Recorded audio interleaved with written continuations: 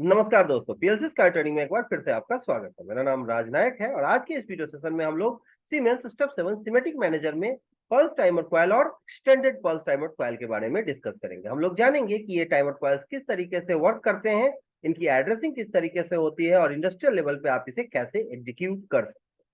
तो one by one सारा detail मैं आपको बताऊंगा। तो अगर आप पल्स टाइमर और एक्सटेंडेड पल्स टाइमर कॉइल के बारे में डिटेल में जानना चाहते हैं तो वीडियो को अंत तक जरूर देखिए, तभी आपको जो है इसका इंडस्ट्रियल एग्जीक्यूशन पता चल पाएगा, तभी आप इसका वर्किंग जान पाएंगे। तो वीडियो में आगे बढ़ते हैं, बट आगे बढ़ने से पहले अगर अभी तक आपने मेरा चैनल सब्सक्राइब नहीं किया है तो प्लीज चैनल सब्सक्राइब कर लीजिए और बेल आइकन भी प्रेस कर दीजिए, ताकि जब भी मैं कोई इस तरीके का नॉलेजेबल वीडियो अपलोड करूं तो आपको नोटिफिकेशन मिल जाए और आपका नॉलेज इनहेंस हो जाए।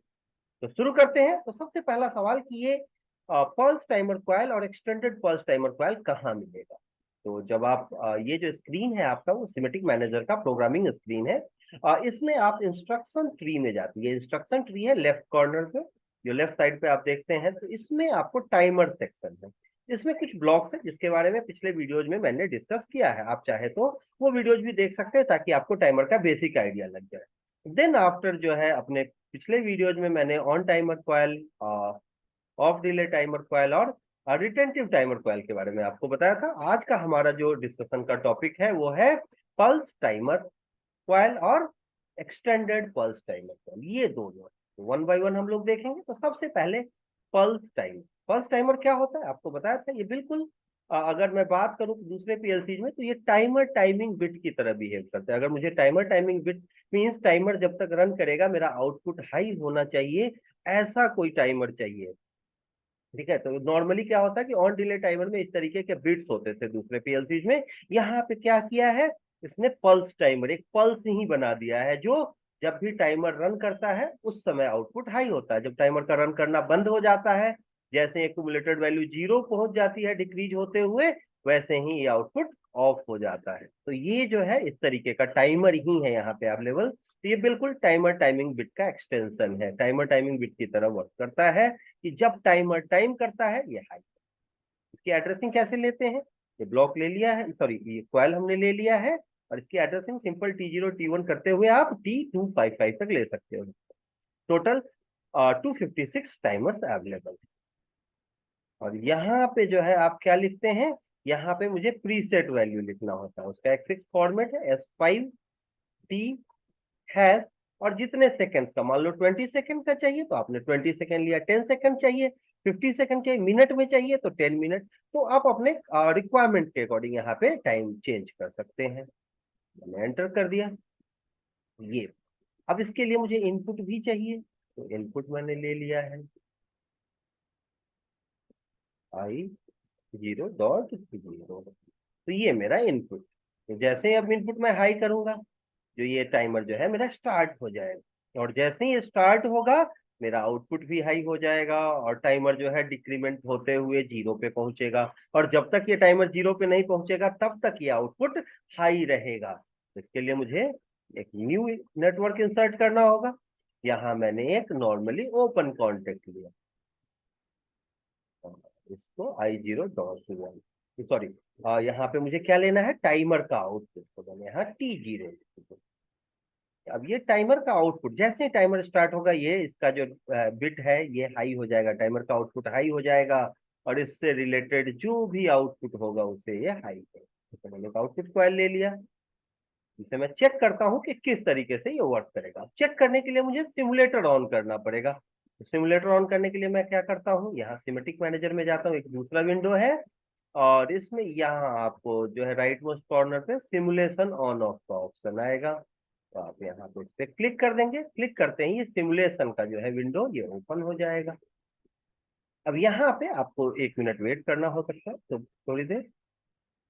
यहाँ आपको जो एमपीआई दिख रहा है डिफॉल्ट, बट जब ये ऑन होगा अभी तो एमपीआई नहीं, यहाँ क्या दिख रहा है, पीएलसी सिम टीसीपी आईपी। तो इसको ना आपको एमपीआई में कन्वर्ट करना पड़ेगा, पीएलसी सिम एमपीआई। और देन यहाँ रन पी पे क्लिक करके जो है अब जो है आप प्रोग्राम डाउनलोड करते हैं। अगर इससे पहले आप डाउनलोड करते तो जो है कम्युनिकेशन एरर आ जाता। सिमुलेशन में भी कम्युनिकेशन करना होता है हमें। अब जो है मैंने प्रोग्राम को डाउनलोड किया। डाउनलोड करते हुए आप देखेंगे कि हमारा जो है सिमुलेशन प्रोग्राम डाउनलोड हो गया। अब स्टेटस मैंने ऑन कर दिया है। स्टेटस ऑन होते ही यहाँ देखिए प्रोग्राम रन मोड में आ गया। अब अगर मैं कोई इनपुट हाई करता हूँ, ये इनपुट है मेरा, अगर ये इनपुट हाई होगा तो मेरा टाइमर जो है वो स्टार्ट हो जाएगा। आप देखें अभी इनपुट लो है तो टाइमर लो है, आउटपुट भी लो है, लेकिन जैसे ही मैं इनपुट हाई करूंगा, देखिए मेरा टाइमर जो है स्टार्ट हो गया। और जब तक टाइमर रन करेगा तब तक ये आउटपुट हाई रहेगा। जैसे ही ये 0 पे पहुंचेगा टाइमर का चलना बंद हुआ। मैंने आपको बताया था ये बिल्कुल शोले मूवी देखी होगी आपने, तो शोले मूवी में गब्बर क्या कहता है बसंती को, नाच बसंती नाच, जब तक तेरे पांव चलेंगे बीरू की सांसें चलेंगी। तो ये जो टाइमर का जो एक्यूमुलेटर है ना, ये क्या है, बसंती के पांव है।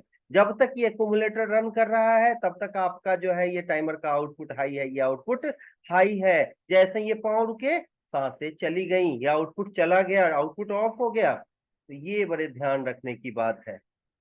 अब यहाँ देखिए इनपुट मिल रहा है टाइमर को, बट टाइमर लो हो चुका है। टाइमर उतनी देर के लिए ही काम कर रहा है जितनी देर इनपुट मिलेगा। अब मैं ऑफ करके दोबारा जब इनपुट दूंगा तब ये जो है स्टार्ट हो गया फिर से। लेकिन अगर मैंने इसे ऑफ कर दिया, ऑफ करते ही आप देखें टाइमर रुक गया और साथ ही आउटपुट को भी लो कर देता है। अब आपने कहा नहीं नहीं सर, मैं चाहता हूं कि अगर एक बार मैंने इनपुट दिया तो ये मेरा टाइमर जब तक जो है चलता रहे, जो भी आपने प्रीसेट वैल्यू लिया है, जो भी टाइमर वैल्यू आपने लिया है। तो ये इसके लिए क्या करना होगा, इसके लिए आपको एक्सटेंडेड टाइमर की जरूरत, क्योंकि अगर सिग्नल चला भी जाए, इनपुट ऑफ भी हो जाए, फिर भी मेरा टाइमर तब तक चले जो वैल्यू दिया। अगर आपने कहा कि 20 सेकंड तक चलना चाहिए तो 20 सेकंड तक मेरा आउटपुट हाई रहे, चाहे इनपुट मिले या ना मिले। तो इसके लिए एक दूसरा टाइमर है, क्या नाम है उसका, एक्सटेंडेड पल्स टाइमर। के लिए मैंने स्टेटस को ऑफ कर दिया। अब यहाँ पे मैं एक्सटेंडेड पल्स टाइमर ले लेता हूँ। और सेम मैंने डिस्कस किया था ऑलरेडी ब्लॉक्स के सेक्शन में भी, जो यूजेज है वो सेम है, चाहे वो आप ब्लॉक में लो या क्वाइल में लो टाइमर, ठीक है। बट चूंकि अवेलेबल है यहाँ पे तो मुझे आपको दोनों तरीके से बताना पड़ रहा है। अब यहाँ मैंने एक्सटेंडेड पल्स टाइमर ले लिया। एड्रेसिंग इसकी अलग कर दी, T1 और यहाँ पे S5T हैश, और इसको भी मैंने ले लिया 20 सेकेंड। अब आप S5T हैश 20 सेकेंड एंटर करना जरूरी होगा। अगर आप एंटर नहीं करेंगे तो ये प्रीसेट यहाँ नहीं आएगा, इस बात का ध्यान रखेंगे। अभी जैसे मैं एंटर करना भूल गया तो क्या हुआ, वहां पे नहीं आया, वो दिखा नहीं मुझे। अब आप देखेंगे दोनों को सेम इनपुट से मैंने अटैच किया है। अब मुझे T1 का आउटपुट भी चाहिए, तो आउटपुट के लिए मैंने एक नया रंग इंसर्ट कर लिया। अब यहाँ मैं आउटपुट ले लेता हूँ। अब ये मेरा T1 है। यहाँ मैंने इसको एक दूसरे आउटपुट के साथ अटैच कर दिया है, Q0.1। तो आप देखेंगे कि जैसे ही मैं स्टार्ट करूंगा, ये पल्स टाइमर और एक्सटेंडेड पल्स दोनों साथ में ऑन होंगे। दोनों टीटी बिट को ही रिप्रेजेंट करते हैं, लेकिन पल्स टाइमर क्या है, जैसे ही सिग्नल ऑफ होगा रुक जाएगा, इसका आउटपुट लो हो जाएगा। लेकिन जो एक्सटेंडेड पल्स है वो पल्स को एक्सटेंड करेगा। वो एक बार अगर इनपुट मिल गया तो अपने टारगेट को अचीव करेगा, चाहे बसंती का पैर चले ना चले। बीरू की सांसें जितनी देर चलनी है, जब तक जय नहीं आएगा बीरू की सांसें चलती रहेंगी। तो इस बात का ध्यान रखना है कि जो भी प्रीसेट आपने लिया है उतना प्रीसेट तो चलेगा ही चलेगा, टाइमर उस प्रीसेट को अचीव करेगा ही करेगा, 0 तक चलेगा और आउटपुट को भी हाई रखेगा। मैंने कहा नहीं, मैं नहीं मानता, आप चला के दिखाओ। बिल्कुल, आप प्रोग्राम को डाउनलोड करते हैं और आपने स्टेटस ऑन कर दिया। अब स्टेटस ऑन करने के बाद आपने देखा अभी इनपुट लो है तो दोनों टाइमर बंद है। अब जैसे ही मैं इनपुट को हाई करूंगा, आप देखें दोनों टाइमर स्टार्ट हो गए और दोनों आउटपुट भी हाई है। लेकिन जब मैं लो करता हूं तो आप देखें पल्स टाइमर का आउटपुट लो हो गया, लेकिन एक्सटेंडेड पल्स टाइमर का आउटपुट लो नहीं हुआ है। ये बहुत इंपॉर्टेंट चीज है, ये आपको जानना चाहिए कि एक्सटेंडेड पल्स, अब देखो जब तक ये 0 नहीं होगा ना टाइमर, तब तक ये एक्सटेंडेड पल्स जो है मीन्स ये टाइमर भी आपका हाई है।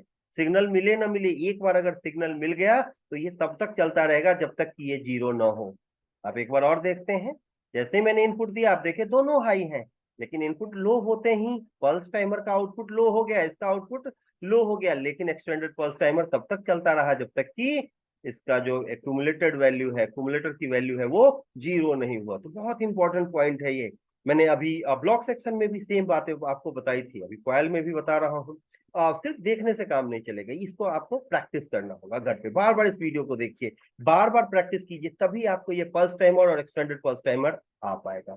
अगले वीडियो में मैं इससे रिलेटेड कुछ क्वेश्चंस भी डिस्कस करूंगा आपसे, कुछ प्रॉब्लम्स होंगी पीएलसी से रिलेटेड, टाइमर से रिलेटेड, ताकि आप जो है इन टाइमर को अच्छे से समझ सकें। तो आई होप कि वीडियो आपको समझ में आया होगा, आपको पल्स टाइमर और एक्सटेंडेड पल्स टाइमर के बारे में कंप्लीट नॉलेज मिल पाया होगा, इसकी एड्रेसिंग आप समझ गए होंगे, किस तरीके से आप इसे यूटिलाइज करते हैं, ये सारा डिटेल में आप जान गए होंगे। फिर भी अगर कोई डाउट हो तो कमेंट सेक्शन ओपन है, आप कमेंट कर सकते हैं। किसी और वीडियो से रिलेटेड भी कोई डाउट हो तो कमेंट करने में बिल्कुल मत हिचकिएगा। इस वीडियो के लिए इतना ही। अगर वीडियो आपको पसंद आया हो तो लाइक कीजिए, वीडियो को शेयर कीजिए, खुद देखिए, अपने दोस्तों को वर्बली बताइए, शेयर करके बताइए, व्हाट्सएप पे शेयर कीजिए।